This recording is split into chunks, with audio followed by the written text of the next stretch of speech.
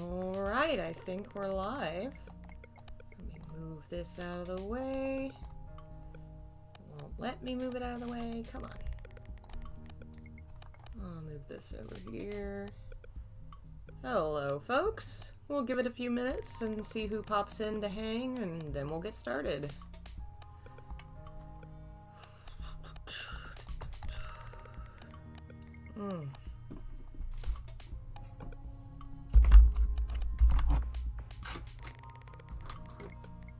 Hello, Sky Center. Hello, Cygnus. Welcome. Yeah, this one's gonna be something of a treat. For those who have not participated before, Fanfic Friday is a fun event where I read aloud old fanfictions I wrote in middle school and high school. And this one's a doozy. This one is a doozy. Hello, Leon and Rice. Welcome. Let me adjust my spit guard here. Alrighty. We'll give it a few minutes and get started. Maybe right after 2. It's been a while since we've done this. I got distracted with Final Fantasy VII and Persona, and we dropped off for a little bit. The last story we read was a horror story, which was kind of interesting to experiment with. We did not finish reading it, mostly because I don't think it was quite as much fun reading aloud. It was neat to experiment with, but I think the romantic stories and they offer a lot more entertainment because seeing a 12-year-old's idea of romance is just really hilarious. And I was surprisingly good at horror as a child, way better than I thought I would have been. But I will post the entirety of that story to the AO3 account for those who still want to see what happened and experience the rest of that story. I'll post those links later. I really didn't expect that story to be as good as it was, and it was much better.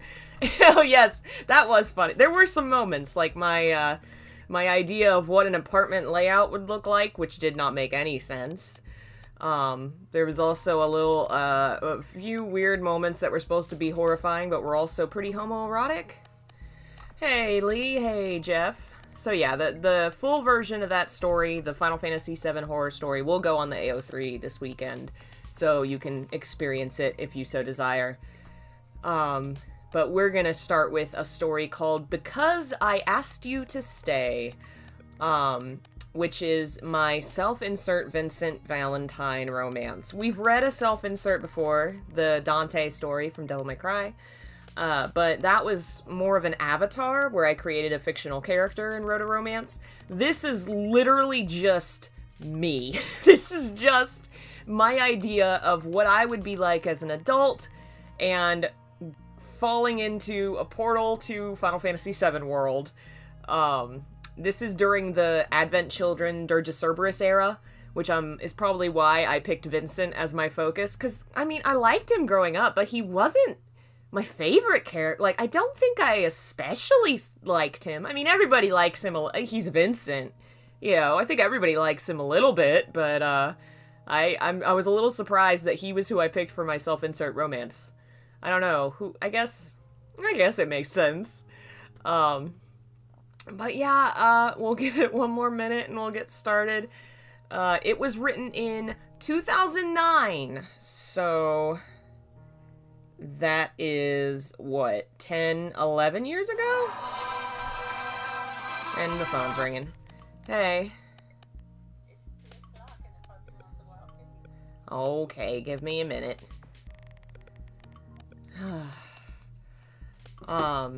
11 years ago.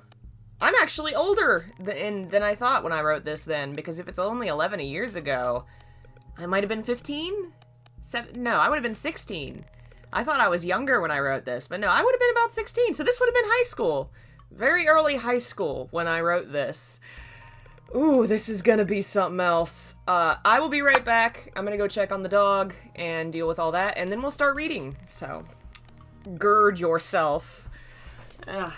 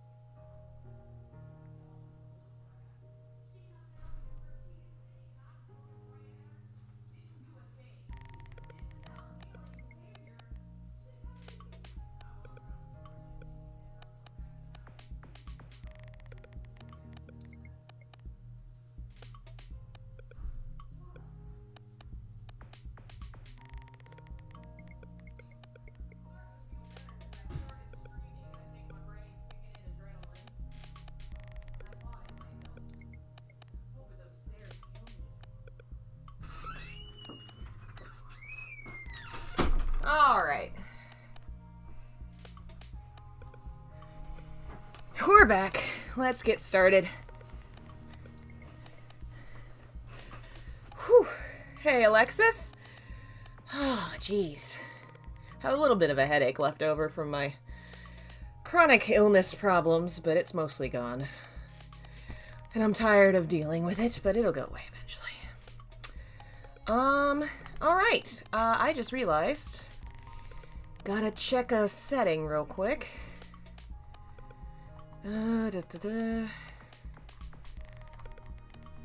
Slideshow. Okay, good. It's set up. Alright, so here we go. Because I asked you to stay. Oh, hi, Char. Welcome. So chapter 1 is called Stolen. I do not know why. Nothing is really... I guess I'm stolen. I don't know. And it's also in parentheses says, a dream of a dream. Oh, man. I don't... it's weird. It is weird. Sounds very pretentious, as you do when you write self-insert fanfics. The imagery is all going to be me, because I thought that would be fun. Hello, Silent Pain. Hello, Bro Moment. Alright, and it's also all written in the first person! Yay! Oh, why did I do this? Why? Why? I was staring at him from across the tavern. All I could do was stare. Huh. What a brave woman I was. There was the man of my dreams, the legendary Sid Highwind, and all I could do was stare. You may have already noticed something. So, I guess I thought it would be more interesting for the story if I started off with my character having a crush on a different character. Because that would be different and unique compared to other self-insert stories. I don't know how well... Anyway, I think it's funny I picked Sid. With a sigh, I turned back to the bar. Fill her up, barkeep, I mumbled. Tifa looked down at me with empathy. She knew about my feelings without me having to tell her. She had experienced quite a few pains from love as well. Her feelings for Cloud had always been unrequited. If I hadn't been so busy feeling sorry for myself, I might have pitied her. So how old is this one? This one's from 2009. This'll be your 4th tonight. I thought you didn't drink. Now that I think about it. 2009, when did I go into... Yeah, this would have been sophomore year of high school. This'll be your 4th tonight. I thought you didn't drink. Wow, fanfic me drinks more than I've ever drank in real life. I've never drank 4 beers. She asked with a smile. Tifa took my mug away.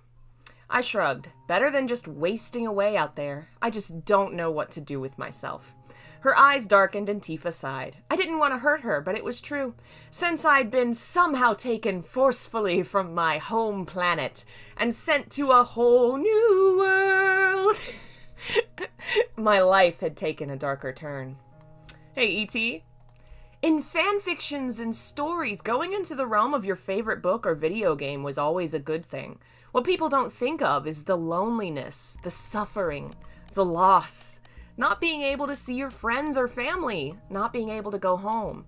How I missed home. Worst of all was knowing your heroes were out there somewhere, and you knew them, but they didn't know you. What were you supposed to do? Walk up and say, hello, I'm from a different universe where you're all video game characters. Nice to meet you. It had been the summer of my 32nd year. My friends and I had been on a trip together traveling through Vietnam. We had saved up for a long time to make it, to visit the family of one of our friends. I remembered sitting outside, picking ticks off the family dog, when I suddenly felt lightheaded. Then something wrapped around me like a rope and I was flying through time and space. So, at around this time in my life, my friend Mars had gone to Vietnam to visit their family and told us tons of stories. And for some reason, the one I remember most was them sitting outside and picking ticks off the dog. And so I guess I decided in my brain, one day, I'll get to go to Vietnam with my friends, and I'll get to pick ticks off a dog. And that That's gonna be in this story. For some reason. I do not understand. It took me a moment to realize the tendrils of green light were dragging me away, and the earth was fading into the distance. I could hear screams. My friends? I was so confused I thought I was dying. Later I awoke in a desert wasteland. The sun beating down on my back. Was I high? What the hell? I knew I wasn't in Vietnam, the United States. I wasn't anywhere on Earth. I'm not sure how I knew, but I did. It was the painful, sharp feeling in my gut, a horrid sense of great loss. Home was gone, and I was never going back. So I walked forward. For days I stumbled through the wasteland. Days? Days? How did I survive? Did I have water? I stumbled for days? For days I stumbled through the wasteland, not sure where I was going or for what reason. What was left for me? Eventually I succumbed to darkness. After I awoke, I found myself in the arms of a stranger. I wasn't really awake, but I realized a strong man was carrying me. A very tall man, and I heard a girl asking questions. Barrett Wallace had found me and taken me to Edge, which apparently had been close by. As soon as I awoke, I found I had a new friend and his daughter, Marlene. She was sitting by the bed, grinning broadly. "Are you feeling better?" she had asked. I didn't know what to say. Marlene? From Final Fantasy? Not possible. Okay, but the thing is, if the first person I saw from this universe was Marlene, she's just a little girl. Like, she doesn't have spiky blonde hair, or, like, she's not obviously a fictional character, but somehow I knew. Anyway, Tifa walked in from the next room, and to my great embarrassment, I screamed and fell off of the bed and onto my ass. Marlene could have been explained away as a little kid that looked like the character, but Tifa and her assets were unmistakable! I did what any self-respecting fan would have done. I immediately crawled under the bed and closed my eyes, chanting the mantra, "You're dreaming, you're dreaming." Are you okay? Tifa kneeled by the bed, and I immediately scooted away in fear. Great, a grown woman acting like a child. I didn't really care. "Daddy, the girl's awake." Marlene ran out to find her father. "She's under the bed." I flushed scarlet. Great, tell the whole world I'm a coward. Of course, eventually others decided to come see the spectacle. Barrett came upstairs with Denzel and tried coaxing me out from under the bed. He said, What's the matter? Come on, we ain't gonna hurt you." But I squeaked and covered my eyes. "Hi, Helena." "Thanks for joining us." Denzel, I learned, was intuitive. While Tifa, Barrett, and Marlene tried to convince me to come out, he ran after the one person who could calm me down. The room grew quiet, and I began to believe they'd finally left, but then a new pair of eyes showed up by the edge of the bed.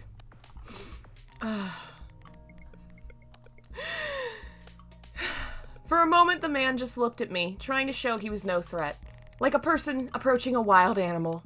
Then he beckoned me. "Come on," he said gently. "We won't hurt you." Cloud Strife managed to calm me down because of one reason. In my head, he was the closest thing to home, my brother. "Yes, I do remember you, Helena. It's good to see you again. I hope you're having a good day." My brother had been the one to introduce me to Final Fantasy. He once told me his favorite characters were always the heroes like Cloud. I'd only been a kid at the time, but from then on, Cloud made me think of my brother. He made me feel safe. Oh my god. This is so kind of sad because this brother... Okay, meta universe. I was very close to this brother growing up, my brother Jeff. He had some health and some issues and some things going on in his life that unfortunately he allowed to take over and never dealt with properly. And as an adult, he turned on the family when my dad passed and was very, very cruel and very horrible. And so we do not talk to this guy anymore. But man, looking back at this, it's clear baby Muse was really fond of brother. And that's sad. Sad it turned out that way. But, aw. Nervously, I crawled out, still blushing. He smiled kindly, as if it didn't matter that a 32-year-old woman was acting like she was 5. I stood, hanging my head. Before I glanced around the room, it hit me again. This can't be happening. This is a dream. Cloud held out his hand. I'm Cloud, he said. I nodded, and instead of shaking his hand, I suddenly hugged him and began to cry. I was never going home, I remembered. All my friends and family, did they think I was dead? Why am I so convinced I'm never going home? I mean, freak out because suddenly you're in a fictional world, sure. Why are you so convinced there's no way back? What is this? What was going to happen now? I clung to Cloud desperately, as if doing so might give me a reason to live. Okay, what? A few days passed, and I finally began speaking to them. Tifa was the first one I talked to. Girls always made me feel more comfortable anyway. What? Okay, okay. 1 sec, I need to look at something here. What? Don't do that. I was trying to fix a setting, not restart all that. Man, this is all so wild already. What's your name? She asked. I hesitated. For some reason, I wondered if my name mattered. Since it was the name everyone from my past called me, should I make up a new name for a new life? What? No, I was still the same person. Usually, I was so optimistic. What would my friends think? I knew what they'd think. They'd hit me and call me an idiot, or hug me tight and tell me it's okay. I smiled for the first time and told Tifa, I'm Amanda. Oh my god. My name's Spaghetti now. Oh man. Tifa and Cloud gave me a place to stay at Seven Heaven, and I began to work for them. Cloud was always busy with deliveries, so it was usually me, Tifa, and the kids. It was fun. I usually wasn't very good with kids, but I began to get used to them. They weren't so bad. Marlene was the only really loud one, but she was nice. Barrett visited often as well. During those days, I slowly revealed to Tifa what was happening to me, hoping desperately she wouldn't think I'd hit my head on a rock or gone bonkers. In the end, she asked me to prove it, to do something to prove my story. The only way, I guess, is information, I murmured. Well, there was Medell, where Cloud was sick and you took care of him. Tifa shrugged as she cleaned the bar. A lot of people know that. Do they also know you fell into the life stream together and you helped him piece together his past? She still looked surprised. Well, anything else you could say? Oh, there was. I shouldn't, I told her with a sigh. The best way I know to prove it to you is to tell you personal information of the most secretive one in your group. Stuff no one would know about but him, but I'd never do that. Tifa's eyes grew wide. You mean Vincent? I nodded. Curiosity shone in her eyes. She wanted to know, but respected me for not telling. All right, well, do you want to tell the others your story? I nodded. I'd rather not tell it twice. I found out a few days later that the Avalanche members were going to have a meeting at the bar. It shocked and scared me. Why? I'd asked Barrett when I found out. Tifa has something to say. Don't ask me, the man said. She's the one that set it up. So it was about me. I asked her why. I thought if we told everyone, we might find a way to send you home. Hope rushed through me with fear as well. Was it really possible? Not to mention all of Avalanche? That was Nanaki, Reeve, Yuffie, Vincent, Cloud, Barrett, Tifa, and Sid. My face flushed and I rolled my eyes. Every fangirl has a crush, right? Mine was Sid. I had a thing for Southerners. Ironically, any thoughts I'd had of my romantic interest back on Earth were gone. He and I had only gone on 2 dates, and he had a rather bland personality anyway. Looked nice, but empty-headed. Oh, man. The day came and I found myself really excited. Unlike my first meeting with Tifa, Barrett, and Cloud, I was prepared this time, and I was thrilled. I was gonna meet Vincent, and Sid, and Nanaki, and Reeve. How cool was that? How many fans would have killed to be in my place? I desperately wished my friends could be with me. I was waiting in the bar, nervous now, anxious for people to arrive. I heard an engine outside and leapt to my feet, but before I could make it out the door, in walked Cloud. My face lit up when I saw him. He smiled and nodded, and we sat together and shared light conversation until the others showed up.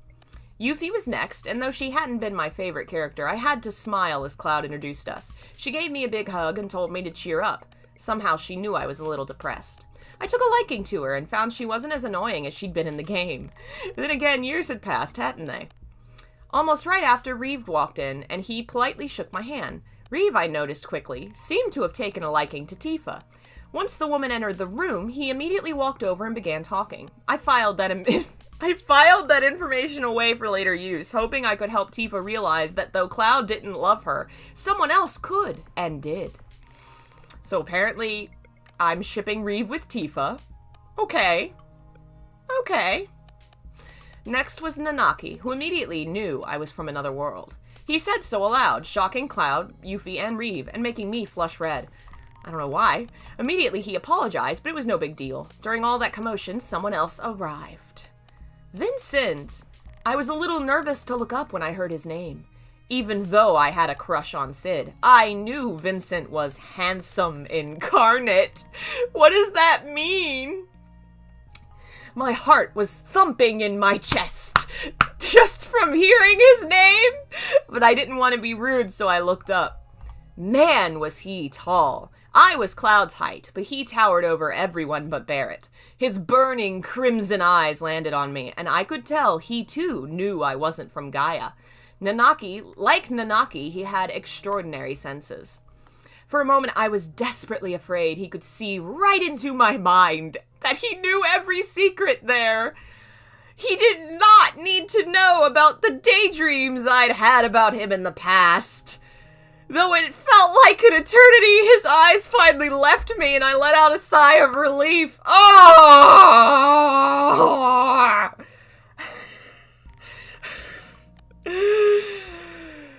Oh, God.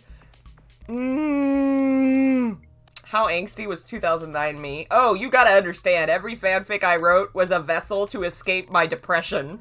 I was incredibly angsty. I had a horrible time in high school, and my fanfics were definitely my way of venting my emotions and trying to bolster my self-confidence, which is obviously what I was doing here with writing about going to a different world and getting to have adventures. And also getting to get with, like, the best catch in the game. Like, let's be real, everybody loves Vincent. I mean, he's got big goth lesbian energy. He's not as bad as he looks, really, Yuffie assured me. I immediately, in a flushed manner, tried to cover up my response. No, I wasn't afraid of him or anything. I didn't want Vincent to think I didn't like him, but I didn't want him to know I thought he was hot either, so I fell silent. Sid was ironically the last one to show up. My heart fluttered in my chest. I don't think I mentioned Barrett showing up. I guess he was already there? Okay. My heart fluttered in my chest. This feeling was different from the feelings Vincent inspired. It was light, warm, like a burgeoning flower. Vincent's were like a burning fire, tearing away inside of me. He was just as rugged and handsome in real life as he'd looked in the movie! Immediate proof that I had seen Advent Children, and that was what this is all. This is all just the movie. I wonder if I'd even finish the game at this point. Oh my god. My cheeks flushed and I bit my lip. Sid walked in with a commanding gait, a big grin on his face, and hands on his— What?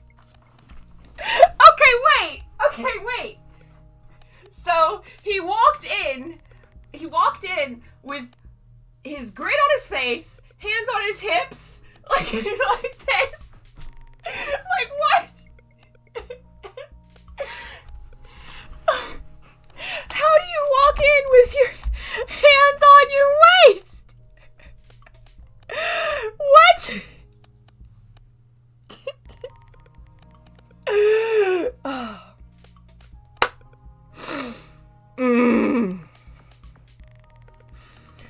His usual goggles were on his head, and his blonde hair was ruffled, and it made him look cute. Since everyone's here now, let's get started. Tifa sent an encouraging look my way. I took that as my hint to say goodbye so she could tell everyone my story. I nodded to the group and ran off to wait a minute! Plot hole! I told Tifa I didn't want to tell my whole story more than once, so I was gonna wait to tell the whole group. But now, Tifa knows my story already and is gonna tell it for me, and I'm just gonna go. Because the more interesting part of the story isn't to sit there and tell everybody this stuff and talk to the main characters. Instead, I went out back and found the kids playing. Denzel and Marlene smiled and... Oh, I missed this slide. I missed this one. Oh, okay. Well, that was obviously when Vincent walked in. Oh my god. Okay. Did Vincent steal Reno's goggles? I don't think so. Hey, Diana. God, this thing's broke. My spit guard does not work anymore. Alright, stay. Okay, next slide. I went out back and found the kids playing. Denzel and Marlene smiled when I appeared, and Denzel held up a ball. Want to play? Apparently, the neighborhood kids were playing soccer. I saw about 10 of them spread across the yard. I smiled. Sure, but isn't it a little unfair for one team to have an extra player? I asked with a smile. Marlene grinned deviously. It'll be all the kids against you. I feigned a shocked gasp. How will I ever win? Then I grinned at her giggles. So let's recap. All of the characters from the game, all of Avalanche, are in the bar, talking about my life and my scenario here, the whole setup of this story. And instead of having my character be present for that, I'm gonna play soccer with some random kids. Okay. The kids looked thrilled at the chance to gang up on me, so I took the ball from Denzel and shouted, "Let the game begin." It was a lot of fun, more fun than I thought it would be. Most of the time I spent chasing after them, trying to guard my goal at the same time. I didn't do a great job. I think I lost 38-2, but it didn't matter. We were all having fun, and I was forgetting all about my problems and my feelings. I couldn't afford to get attached to anyone if I wanted to go home. But if I didn't go home? I ignored those thoughts and kept playing the game. Aha! A goal for Team Amanda, I cheered with a whoop. So that's like 3 to a billion, one little girl replied. We still win, another cheered. Oh yeah? I put my hands on my hips. Who says? Next thing I knew, I was covered in a swarm of small children. Note to self, do not bait children. Children tackle. Another fun story. This is based on a real thing that happened to me because there was a group of adult friends, I guess you want to say. My mom and her friends, and all of them had kids of varying ages, and it was kind of a sort of extended family thing, like, oh, we got to go and see the play group. We're going to go see them for a birthday or an event or whatever. I was the oldest kid, and it was one of the younger kids. She was like 9 or 10. It was her birthday, so all her friends were there, and we were out back, and they decided they wanted to play tag, and I was it, and they were all tagging me, so there's just an army of 10-year-olds chasing me around a backyard. I had a very vivid memory of that when I read this, and I'm pretty sure that's why this is in there. Oh, man. Okay, where we go? Okay. Hey, let me go! Oh no! I was laughing as I tried to stand, pulling them with me. I tried to pretend to be a giant monster the kids were fighting, and they seemed to like that. Don't worry, Marlene, I'll save you, Denzel cheered. Oh god, no! I could imagine him as Cloud and Marlene as his Aerith. I didn't say that out loud, though.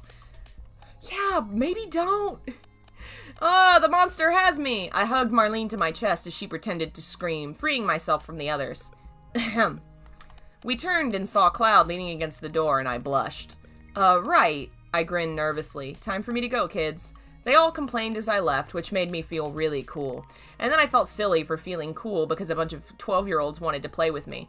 But I cut off that train of thought. Avalanche needed to talk to me. All my nerves were back as I walked into the room. How had they taken it? Had Tifa told them I knew their secrets? Their pains? Their joys? Their pasts? No one seemed annoyed or angry when I came in, so that was a relief. Cloud had me sit down in the circle, and when I did, surrounded by my heroes, I felt very small. We didn't say a word about what I knew. All we talked about was getting me home. Vincent soon left without a word, going to look for something. It felt good to know he was on my side, trying to help me out. Yuffie promised to search her home country's annals for any information, and Reeve left to search the WRO database. Everyone was helping, and I allowed myself to feel a little hope. Nanaki left for Cosmo Canyon, likely to ask his own people for information. After that, Cloud, Tifa, Barrett, and Sid were left.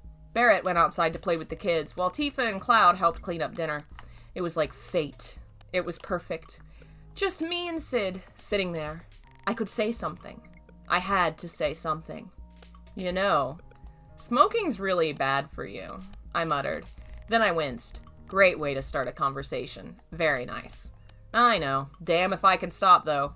Sid complained, lifting the cigarette back to his lips. My father's a smoker. Half the people in my family are, I said. He looked at me. You? I shook my head. I have asthma. He cocked an eyebrow, confused. Apparently he doesn't know what asthma is. It's a medical condition in my lungs. I have a weak respiratory system. I would most likely die if I smoked. Sid laughed. Most every smoker dies from smoking. I smirked. Well, I'd die a whole lot faster. This is a fun conversation. Great flirting, everybody. Fantastic flirting. His last sentence worried me. If you know that, why continue? He shrugged. Can't quit. I tried during the journey to fight Sephiroth, but once Meteor came around, well, fuck, if the world's gonna end, might as well smoke, right? He looked at me and my face burned. I prayed he didn't notice. After that, I never got back around to trying again. Something bold in me surfaced, and I reached out and plucked the cigarette from his fingers. Hey! Why not try now, I said, putting it out in an ashtray. I could hardly believe what I was doing. The sooner you quit, the sooner you'll get better. He looked a little pissed, but not nearly as much as I thought he would. Finally, he shrugged. Fine, I'll give it a shot. After he said that, I held my hands out. What? I pointed at his goggles, where his cigarettes were tucked away. He cursed as he took them out, and took out the carton and handed it to me. I tucked it into my pocket, satisfied.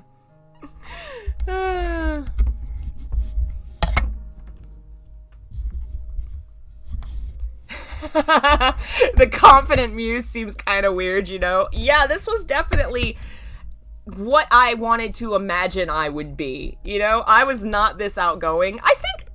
Honestly, I think this person that I was when I was 16 would definitely like who I am now. I am not the shy, I am so much more outgoing and confident. I've just been through so much shit. I am not gonna put up with, you know, like, I don't have a lot of the hang-ups I did then. I'm not exactly this person that I imagined I would be, but at the same time, I think I have all the qualities I wanted to have.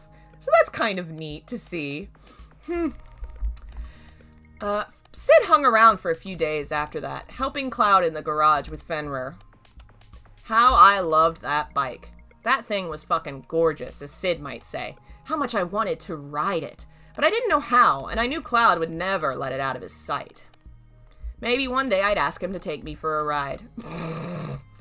Suddenly I realized how dirty my thoughts sounded, and it reminded me of how my friends and I used to joke about that. I laughed out loud, and Sid and Cloud turned and stared at me. I awkwardly said goodbye and ran out of the room. I only saw Sid with a cigarette one time, which I frowned at him for, but he promised it was the first one he'd had in a while. I let it go. That night, I remembered I still had the cigarettes I'd taken from him. Nervous, I took them out. I wondered what was so good about them that half of my father's side of the family smoked them, and Sid too. I'd never even thought of trying them because of my health. I took one out and looked at it, but before I could give in to temptation, I ran into the bathroom and threw them all in the toilet? Time to call a plumber! Oh, God.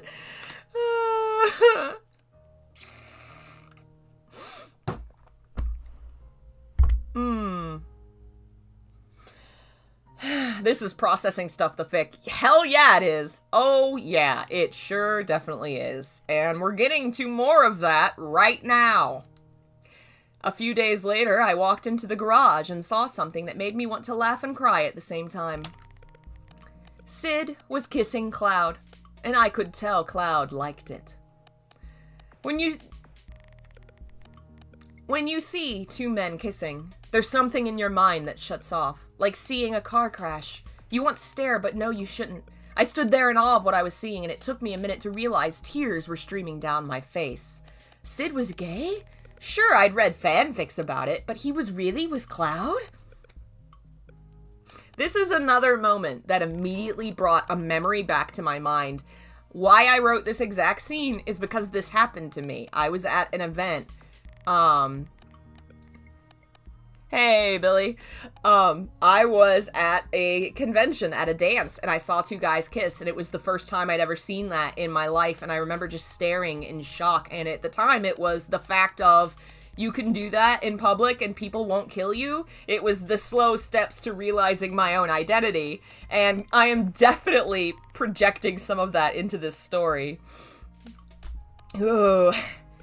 Both of them were covered in grease from working on Fenrir. Oh, man. I guess somehow they'd found a connection as they'd worked together. I'd get over it anyway. It was good, right? Because once I went home, I'd have to say goodbye.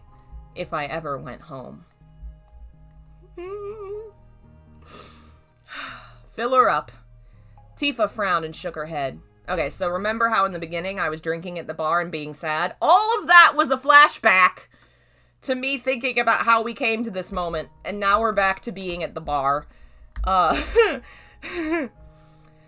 You've had enough. I'm sorry. How desperately I wanted to share with her the knowledge of Sid and Cloud's relationship. I had to tell somebody, but Tifa was in love with Cloud and it would hurt her. She'd have to find out eventually, but not from me.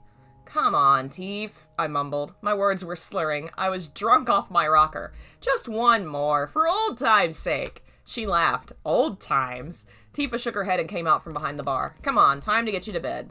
I'll take her. Sid walked over and sent Tifa off. You're busy working anyway, I'm just sitting on my ass.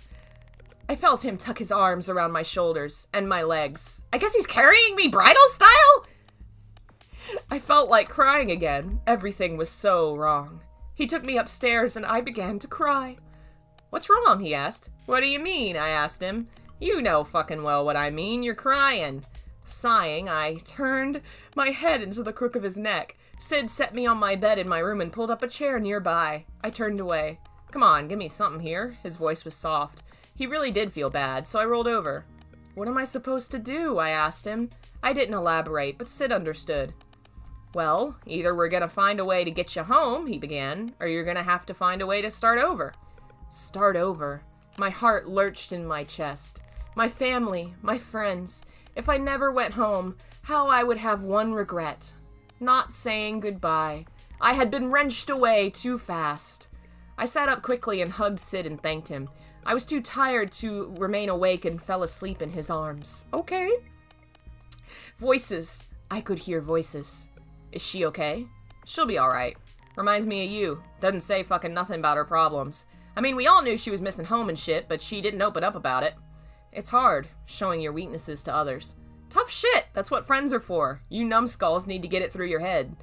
Sid. Cloud, oh, fuck it. I fucking love you! Don't ask me why or how, but I do.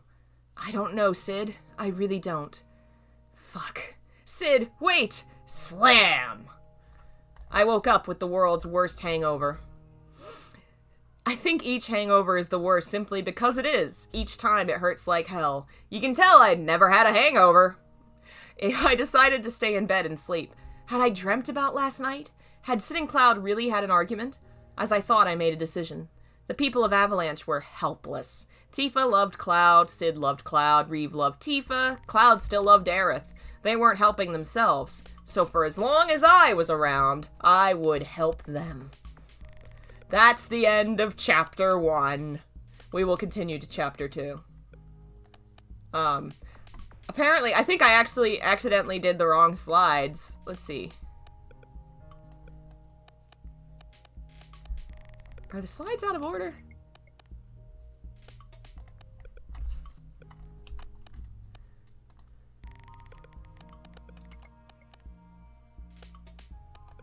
Okay, I guess they were in order, and I just pushed through them too fast. Whoops! But yeah, that was supposed to be when, that's when they were talking. And then that's where we need to be now. Okay, now we're on the right one. Don't know how I pushed those too fast. I can't see, because right now I've changed my setup, so when I'm not streaming, I only have one screen to look at, and I really need to get a third monitor. I need another one, because I have too much shit on my screen all the time. Okay. Chapter 2. Heartbroken. Nothing. Our searches came up with nothing. The WRO, Wutai, Cosmo Canyon, the Ancients, there was no information anywhere about my world or any other world than Gaia. There was nothing on traveling the universe, the life stream reaching out and plucking people from other worlds. We had no leads. I was stuck. A new depression settled in on me after I found that out, but Sid was quick to relieve me of it. He hit me in the head, and of course pissed me off. What the fuck was that for? Heh, so you do cuss, Sid laughed as I tried to hit him and he ducked out of the way. Look, I know you miss home, but being all emo about it ain't gonna make it better. Fuck, just try moving on. Easy for him to say. But I knew he was right. I couldn't mope forever. That was Cloud's job. I chuckled and nodded, and then I remembered my personal promise to try and help Sid and the others, so I turned to him. Sid, he grunted, are you and Cloud? His head snapped around, eyes wide. You love him, don't you? I asked. The pilot's face flushed and he turned away. It was rather adorable. To comfort him, I put my hand on his wrist. This is Final Fantasy VII Remake. Yep. Oh, man. Ugh. Don't worry about me judging you. I'm the last one you have to worry about. So how does Cloud feel? Hell if I know, the blonde scoffed. Won't tell me shit. Won't say yes, won't say no, just leaves the room whenever I enter it.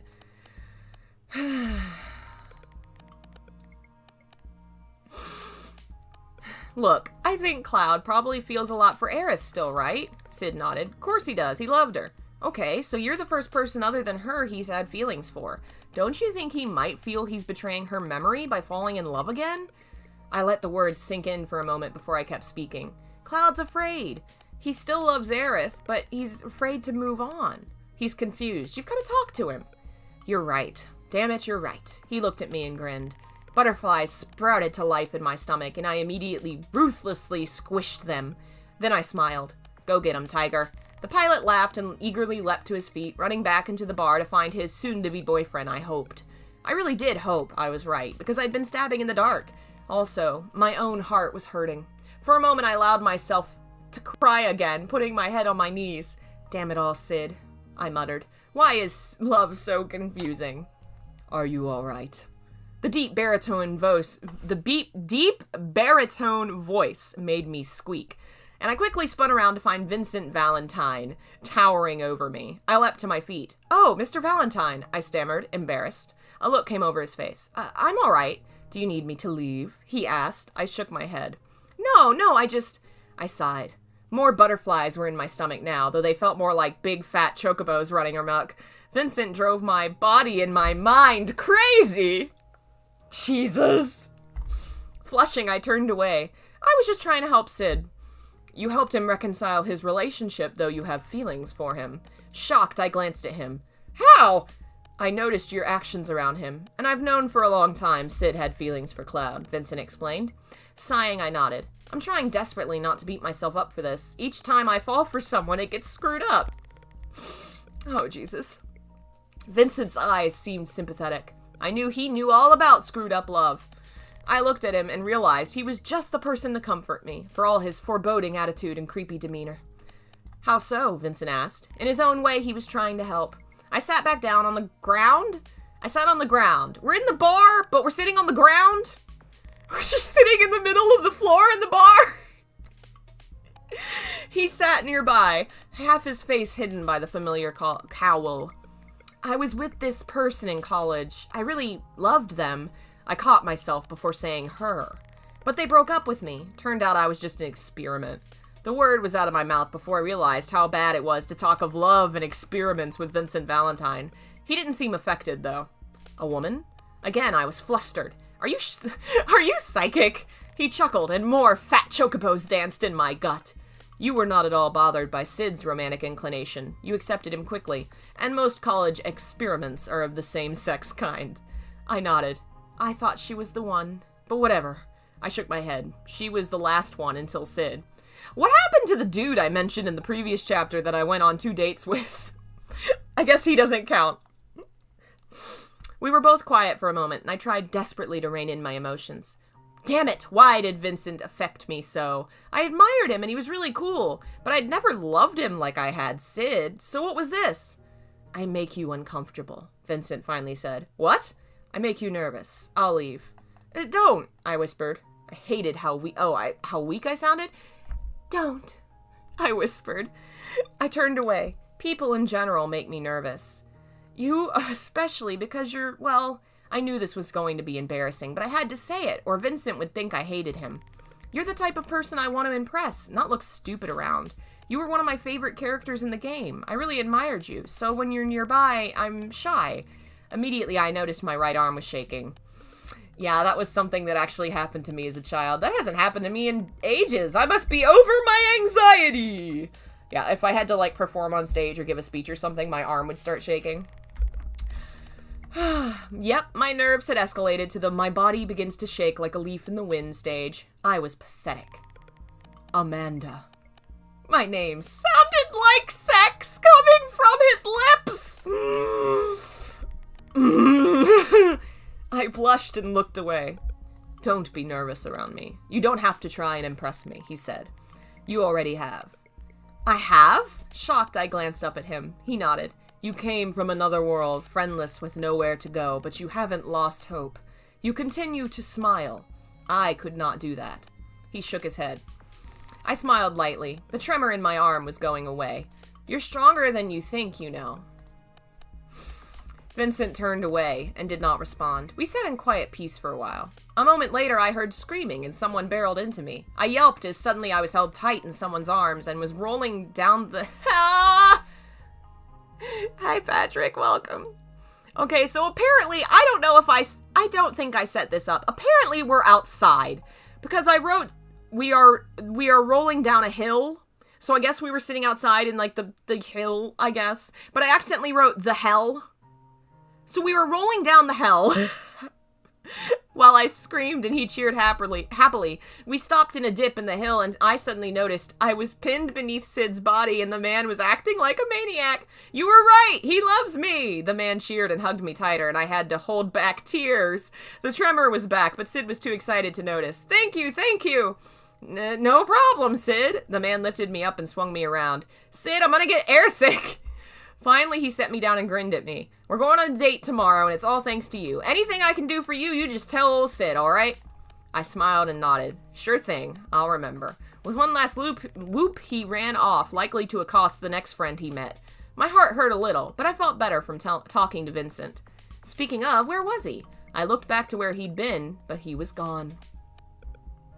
I didn't know Final Hell came back. Yeah, we are in my hell right now. That's where we are. Oh, jeez. Oh, jeez. I'm afraid I found yet another dead end, Reeve sighed. He, Tifa, and I were sitting at the bar after closing time, talking about my home. The WRO has some information on a tome that apparently talked of the concept of other worlds and realities, but it has disappeared. There is no lead to its whereabouts. He sighed. I hated to see Reeve so stressed because of me. I hugged him tight and thanked him for trying. I owe you guys so much. I hate seeing you work so hard for me. What did I do to deserve it? You're our friend. We're going to do our best to get you home, Tifa smiled. I smiled back and then looked at Reeve.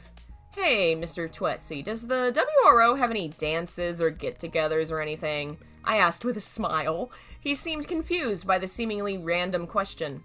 Well, yes, there are holiday celebrations. You should get a date, I smiled wryly, and he knew exactly what I meant, glaring daggers at me as best he could. But I knew Reeve was too nice for that. Tifa entered the kitchen, leaving Reeve and I alone for a moment.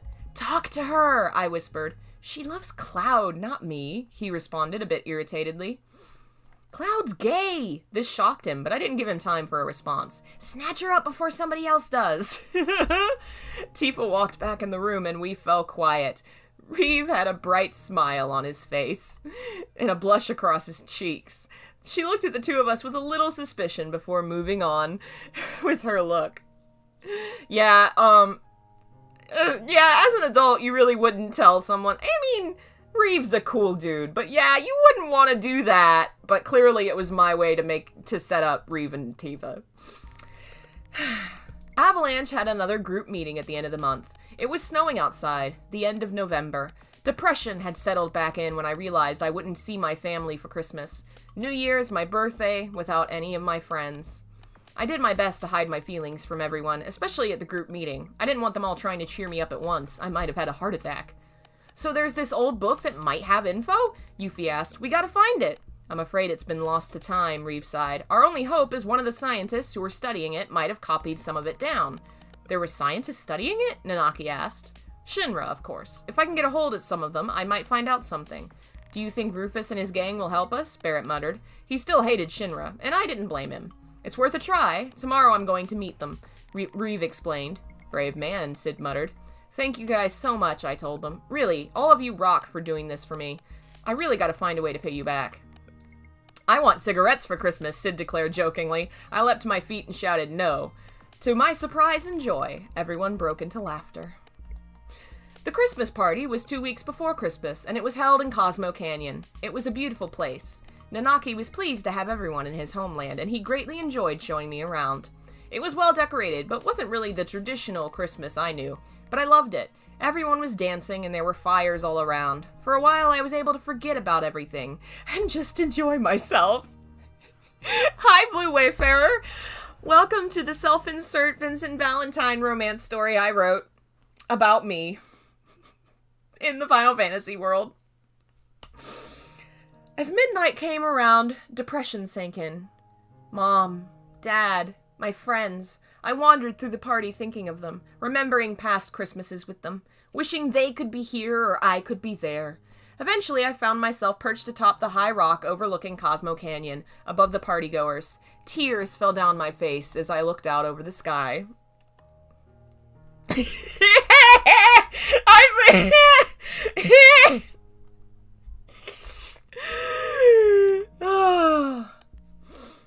It seems we bump into one another whenever you are in pain. The voice was familiar, and I was proud that this time I didn't jump. I turned and saw Vincent perched even higher than me, sitting on top of the observatory. He leapt down to where I was and walked over. You miss your family. You know everything about me, don't you? I joked. He sat beside me with a chuckle. Christmas is a time for family, he explained. I dried my tears and closed my eyes. Christmas at my house was a blast. I took in a deep breath and let the memories flood me. Christmas. 2 days after, my niece was born. Warmth filled my heart remembering her. New Year's Eve, my parents got married, and on New Year's Day, I was born. December is a busy month for your family, Vincent murmured. A laugh escaped me. That's an understatement. It felt good to laugh. December, winter, it was the best time of year. My niece, she'd be turning 16 this year. I can't believe I'm missing it. I bit my lip, and for the first time felt true anger at whoever had wrenched me away from my life. I'm sorry for your loss. I turned and looked at Vincent. How is it that you're there whenever I need you? I whispered. He smirked. Perhaps you unknowingly searched me out. I smirked back and rolled my eyes. Sure, whatever. We sat in peace and looked out over the canyon. I noticed my nerves were back, but gentler this time. As if my feelings were becoming more intimate. I glanced at Vincent. He really was handsome. I quickly glanced away and admonished myself. Where did you go that day? Vincent glanced at me. The day you found me crying. He didn't respond immediately. I had to take care of something. I sighed, but knew Vincent was the secretive type. I was lucky he'd been so open with me up until then. I didn't know he could speak so much. I smiled at my silent joke. Hey, lovebirds! Yuffie was shouting at us from the lower path, and I blushed at her words. Yuffie! I admonished, and she ignored me. Come join the party. You can make out later. What? I glanced at Vincent and saw he was bright red. It was rather adorable. To save us both some embarrassment, I stood and frowned. Yuffie Kisaragi, I'm coming for you. The ninja squeaked and started running, and I ran after. Truth was, I wasn't running for her. I was running from Vincent, and whatever it was, he made me feel.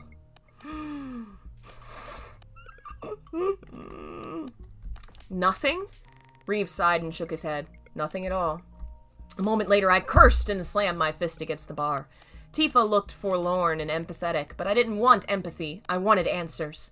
You said there was a book. Somebody has to know where it is. The man looked pitiful, and I hated it. Don't pity me. Damn it. Instead of waiting for him to speak, I ran outside, ran from the bar, ran away from the lie I'd been living while I hoped to find my way home. And wouldn't you know, it was raining. Was I in a movie where all the dramatic moments happened in rain? Like in Dragonheart, when the knight recounted his oath to the weak and humble. What kind of fuck? Okay, I have to read this whole paragraph.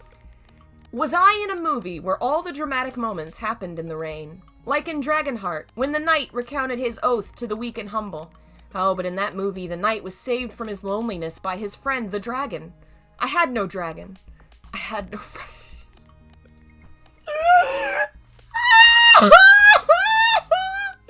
I had no dragon! What does that mean? I had no dragon! Oh, Jesus. I was being foolish, but I kept running. I couldn't take it anymore. As a child, hadn't I always wanted to live in a video game? When I was 10 years old, I would have given anything to meet Orin or Cloud or Yuna. Who was I fooling? I knew nothing. I still knew nothing. Where in the world was I running to? It felt like I'd been running forever and my legs were throbbing. I opened my eyes and found I was in an old, dilapidated part of Edge. No, I was in the ruins of Midgar. I was sobbing and shaking. I ran to the nearest building that wasn't destroyed and went inside for shelter. What I saw made me realize it was no random place. It was a church. Familiar place to me. Outside, thunder rumbled and lightning flashed, but I felt safe. Wrapping my arms around myself, I tentatively walked inside. I felt like a trespasser. What did I do to deserve to be in Aerith's church? Nervous, I approached the front, where rain was falling through a hole in the roof. It really was storming hard, like it might blow the building over. It was a holy place, and it felt like one. My eyes wandered the room nervously until I realized I wasn't alone. I was in a field of flowers. Hello? It's nice to meet you. Her sweet voice shocked me. It was Aerith? That's right. You've been hurt, haven't you? But don't worry, everything happens for a reason. I was bitter. So, that doesn't make it hurt any less. Just because everyone dies doesn't make death easier to handle. Suddenly, I felt very guilty. Sorry. I understand, but things will get better. It'll all make sense, I promise. Sighing, I turned towards her. She didn't disappear. She was very beautiful. I see why Cloud loved you. She laughed kindly. I can see why they love you. I smiled with a little blush on my cheeks. Can you see my family from where you are? Are they okay? She looked sad. I'm sorry, I can't see beyond my world. It's okay. I sniffed and closed my eyes. I'm sure they're fine. Aerith suddenly glanced around. You're in danger, she told me. Oh no, they're not going to find you in time. Confused, I became worried. What are you talking about? Then suddenly Aerith looked relieved. He's coming for you. Don't worry, you're going to be safe. Then she smiled kindly. I reached out to her. Wait, what are you talking about? I reached for her, but she was fading away. Aerith! Suddenly, I was in the church again, hearing thunder and lightning. It was still raining cats and dogs. A sudden chill raced down my spine, and I gasped. I was knee-deep in water. The church was flooding. Dun, dun, dun! Oh, poor Lobsel showed up right as I read the last sentence. It's over for now. There are, I think, 7 chapters of this story. We'll read some more next week. Oh god, the delights and horrors that we've seen this week surely have been something. We'll end on this beautiful image here that truly encapsulates this horrifying story. As you can see, I had to take the image of me making a kissy face from a picture of me kissing my niece's cheek, so that's why that baby hand is there. I just couldn't resist the image of that, because it's too cute. Thank you guys for joining me. This really was something else. It was something. I have no dragon. That's the tagline for this story. I have no dragon! God. Oh, man. Oh, that was a blast. We will definitely continue next week. Thank you guys for joining me. I'm gonna stream a game. Presumably Shin Megami Tensei, I think. I think that's what we'll stream. Just give me a second. I'll switch over and that's what we'll do. So, yeah.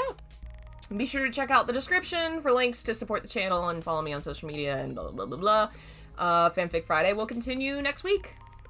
Bye.